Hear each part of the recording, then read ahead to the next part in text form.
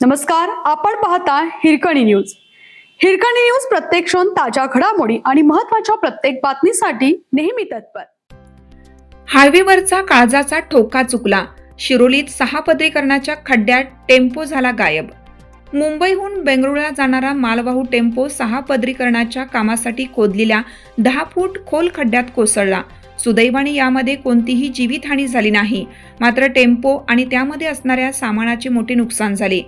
पुणे बंगळुरू राष्ट्रीय महामार्गावर शिरोली औद्योगिक वसाहतीमधील मेनन पिस्टन समोर बुधवारी सकाळी 6च्या सुमारास ही दुर्घटना घडली.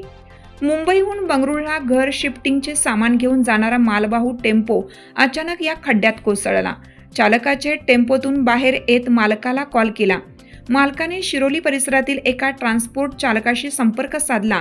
त्यानंतर ही घटना निदर्शनास आली. 2 क्रेनच्या साहाय्याने हा टेम्पो बाहेर काढण्यात आला. मात्र या दरम्यान वाहतुकीची कोंडी मोठी झाली होती.